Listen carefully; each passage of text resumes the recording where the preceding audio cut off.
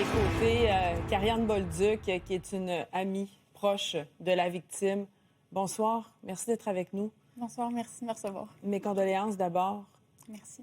Je vous voyais réagir, évidemment, pendant le reportage de mon collègue Yves Poirier. C'est pas facile pour vous de regarder ça, évidemment. C'est un choc, c'est difficile à encaisser ce qui arrive. Oui, c'est une situation qui est vraiment troublante.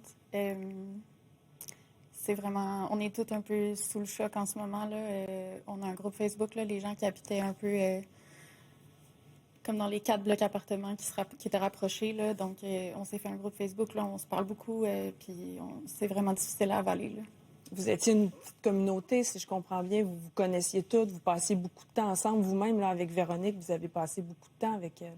Oui, en fait, l'été dernier, moi, je me suis séparée, donc je me suis retrouvée dans Rougemont. Je connaissais pas grand monde, fait que je me suis rapprochée d'eux parce qu'on n'avait pas vraiment de cours ou peu importe. Fait que, tu sais, on se croisait toujours dans le stationnement.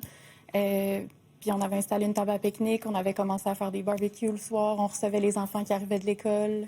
Ils jouaient avec mon chien. Les animaux sortaient dehors, les enfants jouaient dehors. C'était vraiment comme une petite communauté. C'était vraiment... c'était beau, là. C'était vraiment le fun. Vous avez accepté de nous parler aujourd'hui parce que vous vouliez rendre hommage à votre amie. Parlez-moi d'elle. Oui. Véronique, en fait, c'était une mère de famille tellement dévouée. Premièrement avec Nora, sa fille de 4 ans, mais aussi avec les enfants de David. David avait aussi 3 enfants d'une union précédente. Donc, Véronique s'en est toujours occupée comme si c'était les siens. C'était vraiment quelqu'un de généreux qui était toujours prête à nous aider. On était devenus un peu comme la galère. Je ne sais pas si vous avez déjà écouté ça, là, mais donc on s'appelait le jour là, qui fait le souper, qui fait quoi. Elle était toujours là pour nous. Là, elle s'occupait de mon chien. C'était vraiment elle avait vraiment une énergie contagieuse. C'est tellement un beau sourire. Je suis sans mots, sincèrement. C'était tellement une belle personne qui ne méritait pas du tout une fin tragique comme ça. La dernière fois que vous l'avez vue, c'était quand? Je l'ai croisée il y a environ 2 semaines, justement, dans le stationnement d'où elle habitait. Là. Comment elle allait? On n'a pas pu se parler très longtemps parce que malheureusement, David attendait dans la voiture. J'ai eu le temps de croiser Nora, de lui dire bonjour. J'ai eu le temps de croiser Véronique. J'ai dit bonjour aussi. Mais c'est ça, ce qui s'est dit rapidement, là, c'était qu'il devait partir parce que David les attendait. Là. Donc, on n'a pas pu discuter vraiment. Là. Est-ce que vous avez déjà parlé par le passé de ce qu'elle vivait, de sa situation? Aviez-vous été témoin de cette relation difficile entre les deux? Oui, on en avait déjà parlé, c'est déjà arrivé. Je pense que la dernière fois là, que la police était venue chercher David, moi, j'étais très inquiète. J'avais dit à Véronique, n'importe quand, tu traverses chez moi avec Nora, on barre la porte, on appelle la police. J'étais comme, t'es la bienvenue chez moi. J'avais un grand 5,5. J'étais comme, on fait une chambre à Nora. J'essayais vraiment de trouver des solutions. Malheureusement, je pense que dans un contexte comme celui-là, la personne devient tellement dépendante, justement, du conjoint, autant financièrement que des fois, c'est juste une voiture, des fois. Fait que c'est ça. Je pense que ça devient difficile aussi au niveau de l'estime de soi, là. Je pense qu'il y avait elle était beaucoup rabaissée aussi. Ça aussi, j'y en parlais. Elle était quand même consciente là, de ces choses-là. Il y avait des signes. Oui, il y avait des signes, oui. Mais jamais vous auriez pensé qu'on en arriverait. J'aurais pas pensé qu'on s'en... Non, j'aurais pas pensé ça. Non.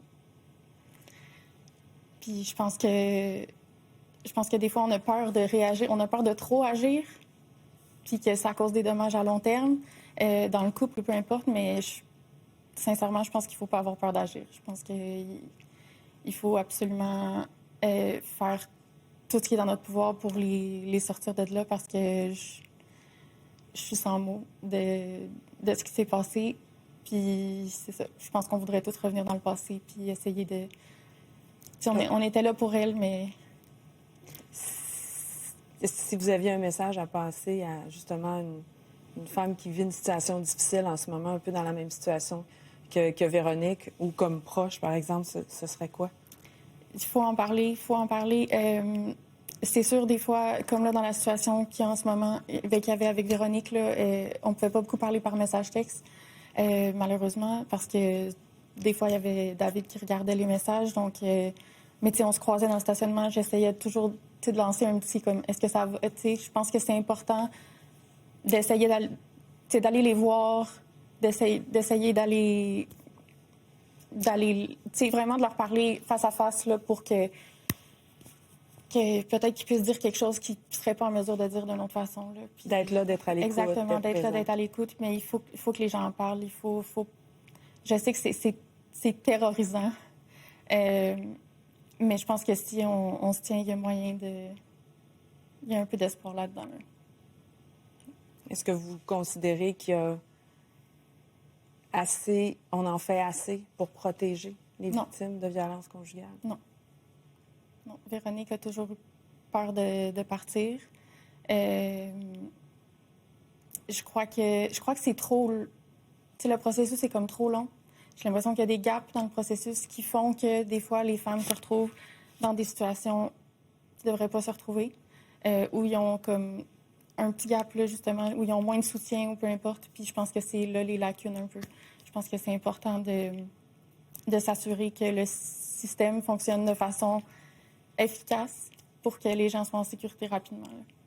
Merci beaucoup d'avoir accepté d'être avec nous. Merci. Une pensée évidemment à vous, aux proches de Véronique. Bon courage. Merci.